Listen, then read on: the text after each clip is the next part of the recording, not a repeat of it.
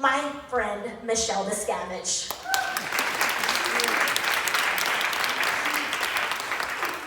She's right. I'm the one. I'll tell you if you got spinach in your teeth. And I'll tell you if your outfit isn't working for you. Because I care. Let me tell you, it is not easy to follow those three. Like all morning I sit and watch them have everyone laugh, and Brittany comes in with her awesome teaching, and then there's more laughter, and Jordan's awesome worship leading, and like, hi. So it's a good time. But I am so happy to be here. Earlier this week, it's looking a little shady. I was really sick. It's like, Lord, healing. I finally called the doctor. It's like prescription. So when I say I'm thankful to be here and like upright and with a voice, I mean that very literally, because a few days ago, those things weren't all happening. So I was really worried. But for these events that I'm having an absolute blast on, my daughter has been joining me. I have an 11-year-old daughter named Zoe, and she's so super cool. Like, she's one of my favorite people to be around, and not just because she's my kid. She's just really funny and very insightful. I joke around that she's a 30-year-old in an 11-year-old body, and it's true. She'll say stuff, I'm like, who taught you that? And I take no credit for it, because she's far wiser than I am and more discerning and a lot kinder, which is good. But this past summer, she attended a church camp, which this was her third and final year to attend this particular one. And they have really cool events like a zip line and this giant swing and ropes courses, all this stuff. Unlike her mother, she's very cautious in her approach to life. And I would have done everything possible and as many times as possible. And she's like, looks scary, hard no, gonna pass. So this year I was like, Zoe, just try some things that you haven't done before. Just try it, at least one thing. So the week she went to camp, I was just praying, Lord, just let her try something new. And that same week, my best friend was dying of cancer. So I would see these posts from camp and be real fired up. And then I'd get a message that she was starting to decline, and I knew the end of Robin's life was happening that week, while my daughter's off at camp and having this incredible experience. So this whole week was this incredible high and incredible low. And when I was just angry, and I would just yell at God, like, no, I want you to heal her. And not in heaven, on earth, I want her healing. Something would pop up on the Facebook page from camp with my daughter trying something new. And I actually brought a clip of one of these moments to share with you of my daughter, Zoe, at camp. Come join us, Zoe! Yeah! Woo! You did it!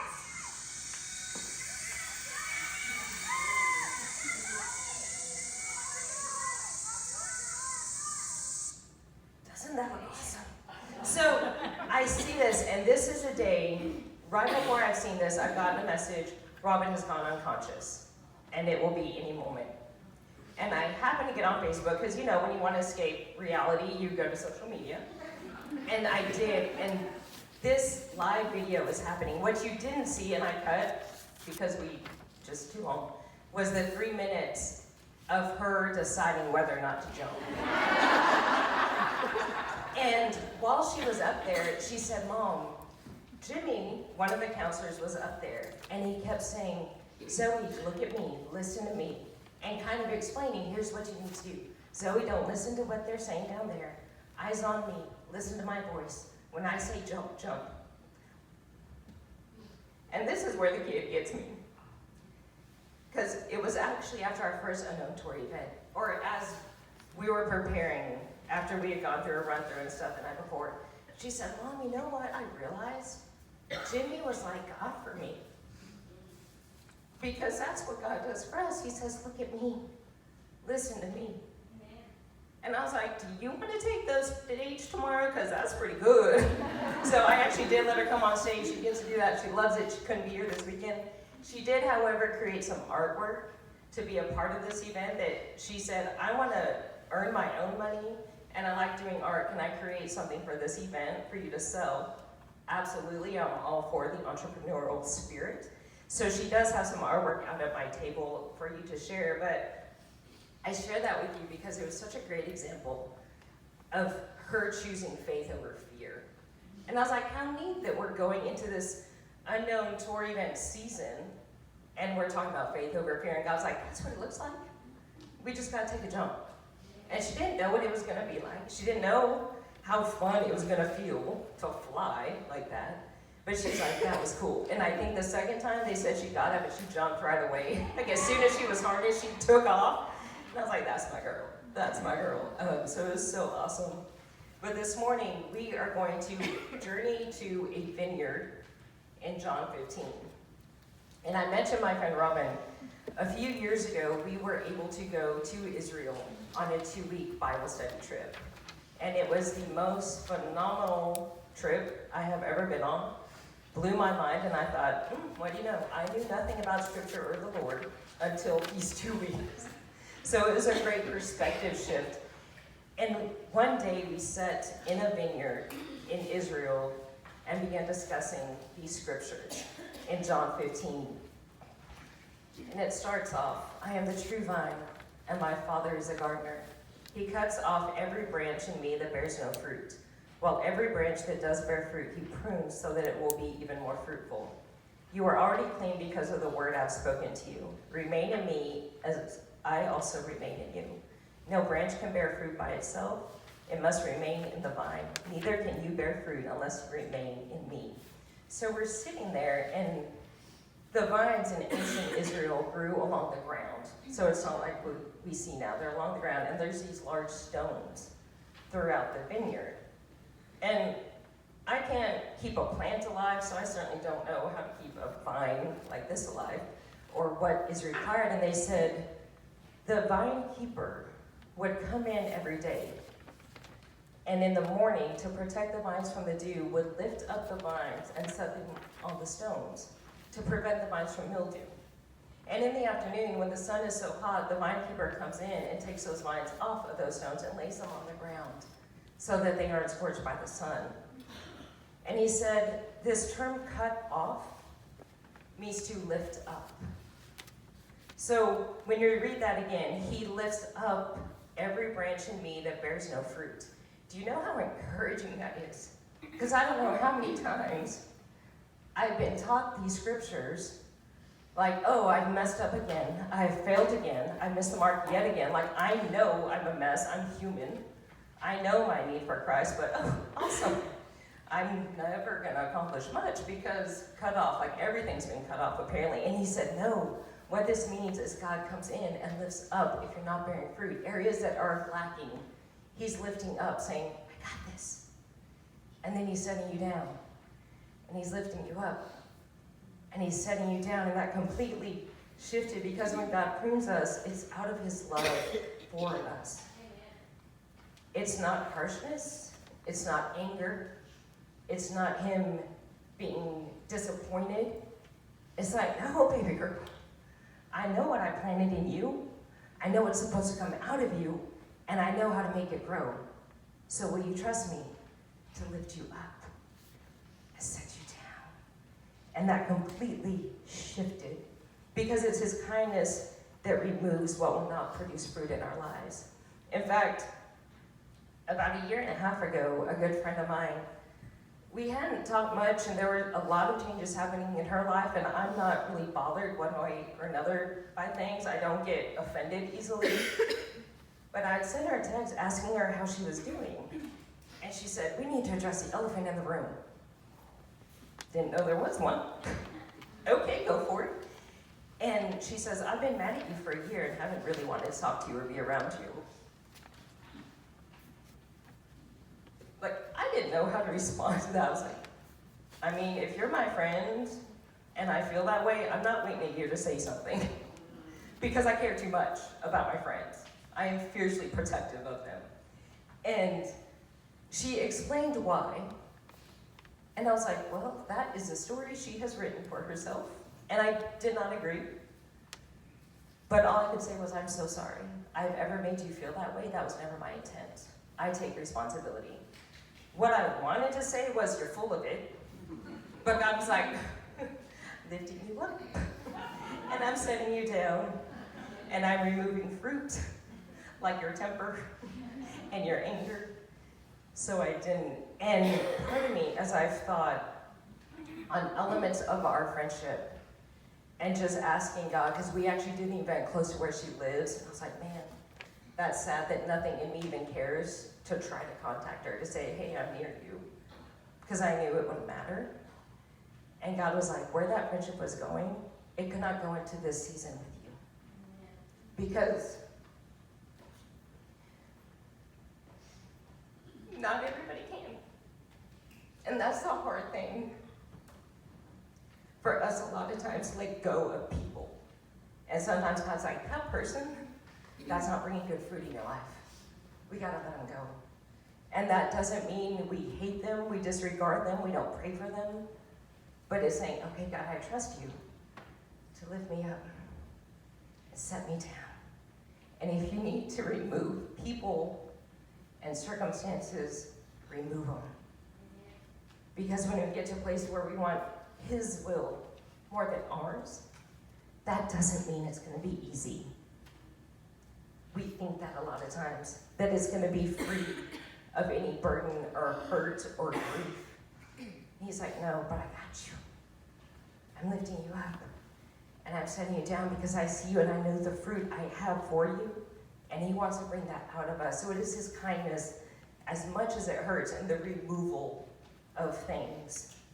It is His kindness that will do that in order to bring the fruit He has planted in us to come out and to reap a harvest for His glory and for the benefit of those around us. So moving on, still chapter 15, verse 5. I'm the vine, you are the branches. If you remain in me and I in you, you will bear much fruit. Apart from me, you can do nothing. If you do not remain in me, you are like a branch that is thrown away and withers. Such branches are picked up, thrown into the fire and burned. If you remain in me and my words remain in you, ask whatever you wish and it will be done for you. This is to my Father's glory, that you bear much fruit, showing yourselves to be my disciples.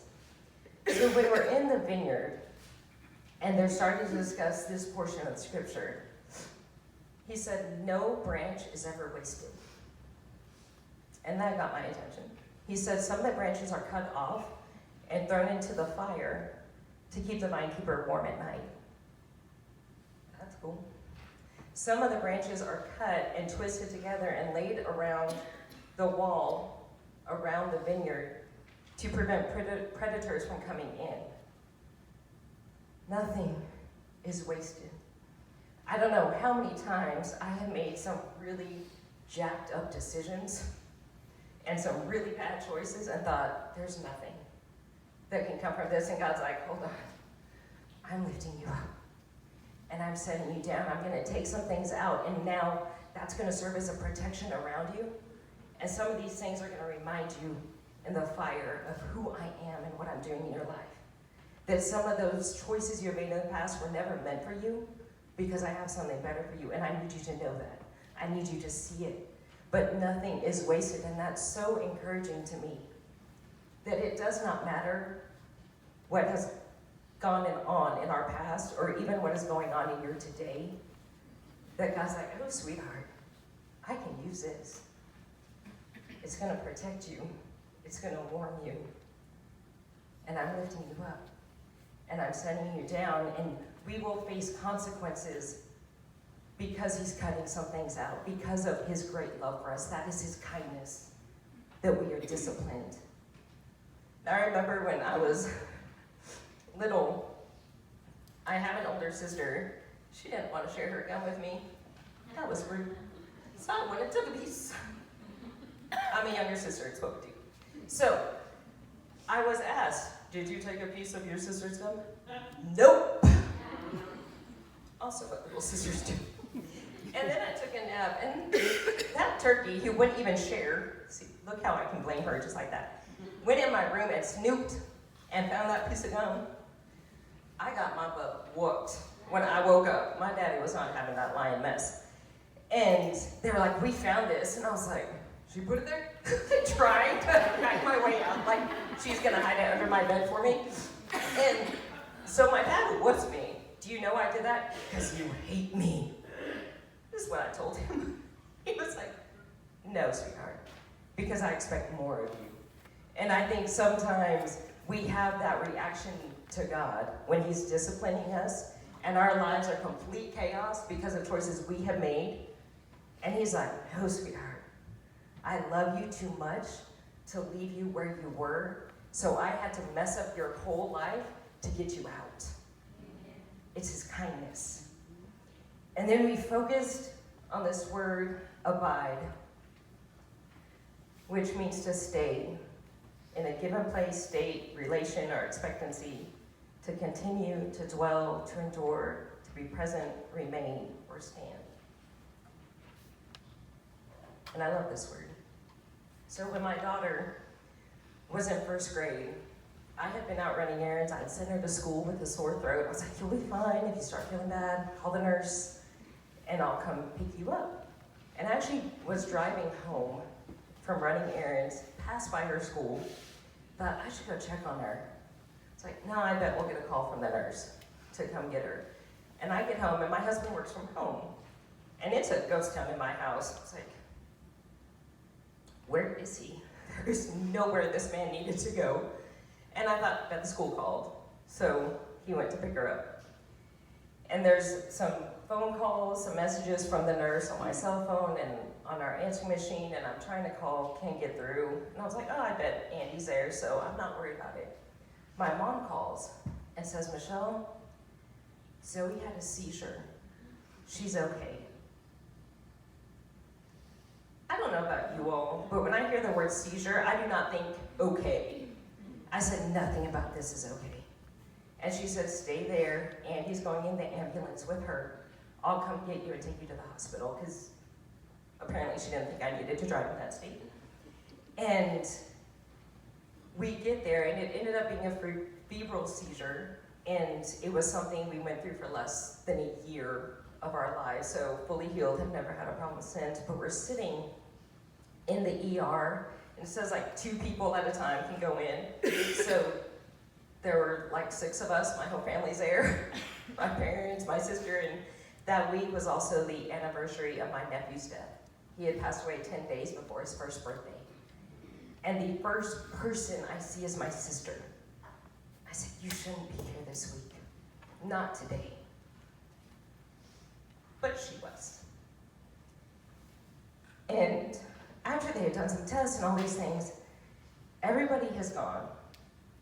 And we kind of know, okay, this isn't, yes, it's serious, but it's not complete danger or anything like that. And Zoe has a really high fever. My husband's from Western New York. We're in Lubbock, Texas now, but he's always cold. And it was in January, and it was kind of snowing out. And so his hands are cold, and he reaches over and puts his hand on Zoe's head, who has this fever, and you can see her pulse in her neck beating, and she's breathing really heavy and kind of fast. And he sets his hand over on her head, and her breathing slows. And you can see her pulse slow. She closes her eyes and falls asleep. No one else is in the room. And I'm sitting facing Andy and Zoe. And I see his hand on her head. And he goes to move his hand, and she said, no, Daddy, it feels good. And in that moment, God said, this is what it means to abide. This is what it means to be under my hand and my protection. Because I want to get things done. I want to move as Officer Preston down in Eastland, who gave me a ticket for not coming to a complete stop yesterday. I like to move. I like to get there. God, again, yesterday was like, I need you to learn to stop fully. He's got jokes. I don't think they're funny. But always teaching me. But in this moment, I was like, if you will just stay under my hand, it doesn't matter because we're hearing machines and we're hearing chaos in this children's ER. We're hearing all kinds of things happening out there, but in our room, there was such a peace. It was unreal even to me. He was like, that's me, lifting you up and setting you down. If you will just stay under my hand, kiddo, you can rest, you can heal, you can move forward if you will just stay under my hand. And to be able to witness that was so incredible. To see my daughter and her daddy, and her dad's arm is getting tired. He's not moving. And God was like, I never tire. My muscles never grow weary. So you better believe, honey, when you're under my hand, I got you. I got you. And as we're going through these unknown seasons and different things that we're unsure of, we need to learn to abide, to stay. When we're going through areas of discipline or some hardships, we need to remember that He is coming in, not getting rid of stuff because He's angry or disappointed in you, but because He cares enough to say, I'm lifting you up, and I'm setting you down. I'm going to take some of this stuff and put it around you to protect you, and some I'm going to put in the fire to keep you warm. Nothing is wasted. Nothing is wasted. And everything in our lives, God will use if we will abide and just stay under His hand. And I love that He will teach me in visuals, give me a visual thing, because let me tell you, I did not want to learn to abide through my daughter having a seizure. Could have done without that. This far out, I can say thank you. Thank you for the two moms having lunch with their children who happened to be nurses who were in that cafeteria that day when she had a seizure. Thank you for the kindergarten teacher whose sister suffers from epilepsy, who was one of the first ones beside her. I can say thank you for the teachers who gathered and circled. And thank God cares so much to say, but I want you to not miss this, Michelle. So I'm going to give you a very clear visual of a father and his daughter, because that is how I am with you. I'm not moving my hand. I will never move my hand. Would you please abide with me? Would you please stay here? So these years out, I can say thank you for that moment. If nothing else, if that happened only for God to say that to me, with you. For me to be here and say, ladies, that is God with you. Saying, under my hand, daughter. And those things that I remove for your life, it is my kindness and the goodness I want from you and for you. How beautiful and how kind God is. So we are always, it seems to me, in one of three seasons. See, my time's up. We are either being planted, being pruned, or we are reaping a harvest. I've been planted, always in a season of pruning, I think. Being able to be here with you all today, this is my harvest season. Amen. This is a harvest season for me, of a 20-year long vision and prayer and journey to be here with you all. God's like, here's your harvest. Praise God. Amen. So we're actually going to give you a time to discuss with one another, because you don't need to hear any more from me. And we want you to discuss and share. So what season are you in? This is what, just with people next to you, we want you to discuss, what season are you in? Are you in a season of being planted, of being pruned, or of reaping your harvest? And I will come back up and give you a 2-minute warning when it's almost time to wrap up. And then we will move on and finish out this incredible morning. Thank you.